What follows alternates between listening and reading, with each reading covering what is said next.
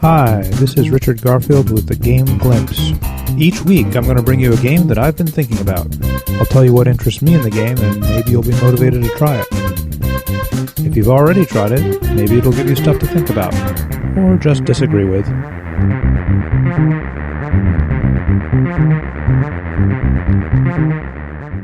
Today I'm going to talk about Word on the Street, a game designed by Jack Degnan and published by Out of the Box, which are the folks that brought us to Apples, a wonderful and original party game. I first saw Word on the Street at Gen Con 2 years ago. I was impressed enough by it that I came back and looked in my local game stores for it and failed to find it and told them to keep an eye out for it, and they never found it, and they couldn't find any record of it. So I was happy to find it in the stores a couple months ago. I have no idea why it took that long to come out. Perhaps the game had development that I didn't realize was taking place, and also sometimes just companies have their dockets full and schedule games long in advance, although I don't understand why they were demonstrating it at Gen Con 2 years ago if that were the case. Maybe they were just getting player feedback. Word on the Street is, as the title would suggest, a word game, and it is also a party game. It claims to handle 2 to 10 players. That seems reasonable to me. It's going to be at its best probably with 4 or more players. You divide the players up into 2 teams and sit opposite a board which has a bunch of letter tiles laid out. Most of the alphabet is there, and none of the vowels. The hard letters are also gone, J and X and Z, for example. On a team's turn, a very fast timer is set. It's maybe a 30-second timer. A card is flipped up, which has a category, like the name of a street or a country name or a color, and the team decides on a single member of that category. So, for instance, with a street name, they might choose Main Street, or for a country name, they might choose China. Once they've decided a word, they pull the tiles that correspond to the letters of that word closer to their side of the street. The street is 5 steps across with the tiles beginning in the center. So, for instance, if my word was China, I would pull the C towards me, then the H towards me. There is no I because there are no vowels, then the N towards me. The goal of the game is to capture 8 tiles, that is, pull them off your side. You might consider it a tug of war with 17 little competitions, the 17 letters that are included in the game. And that's pretty much it. Teams alternate coming up with words.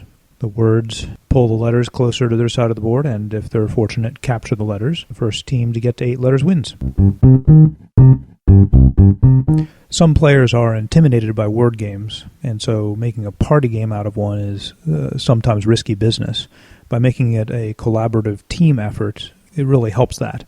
You don't have much time to come up with a word, and so while one person might be far better at word games than the others, having more people calling out potential words is always useful, and so there's a good chance that most of the team will contribute over the course of the game.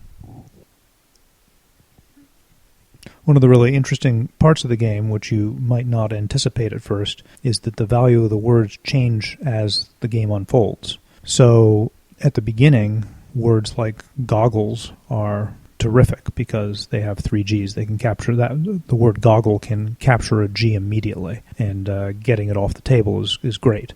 But later on, for instance, after you've used the word goggle is useless. It gets you an L. And so as letters are captured, they become much less interesting. And so at the beginning of the game, people are throwing out these long words and trying to get as many consonants as possible in their words.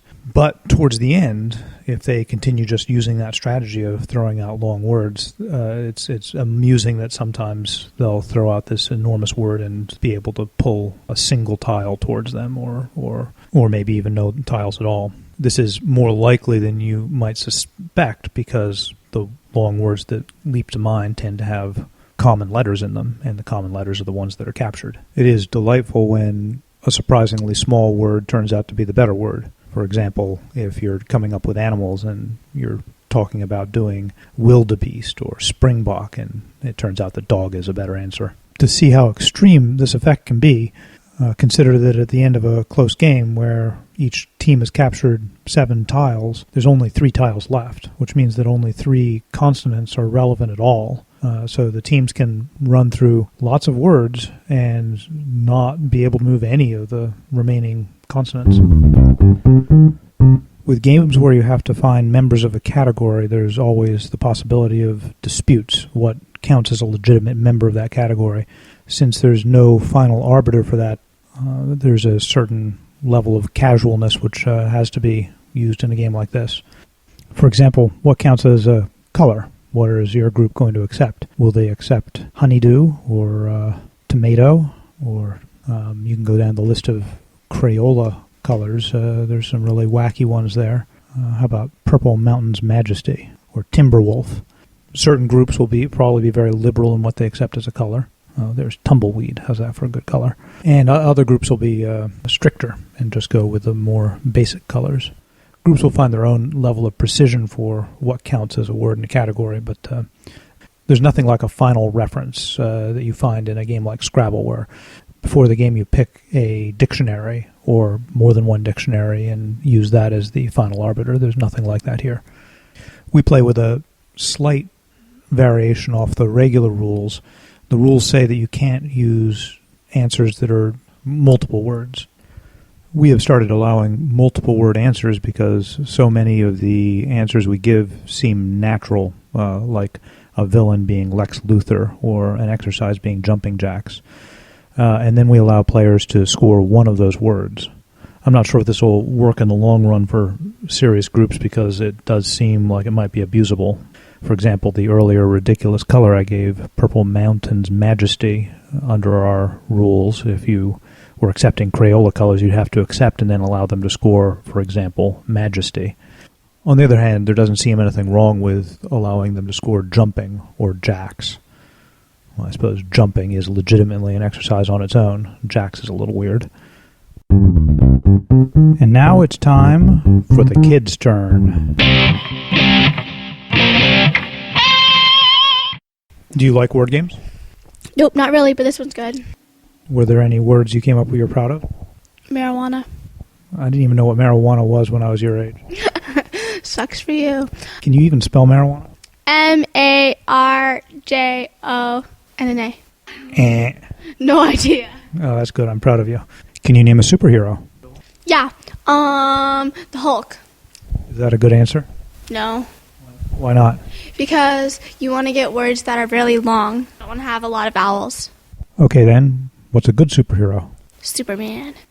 Superman. S-P-R-M-N. That's not too bad. Thank you. What about a reason to get married? Money. Really, that came to mind pretty quickly.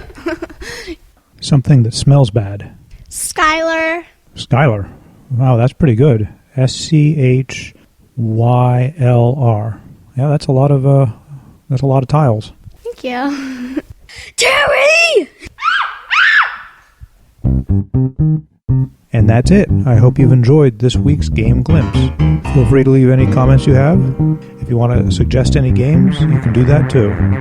Maybe your game will be the next one I glimpse.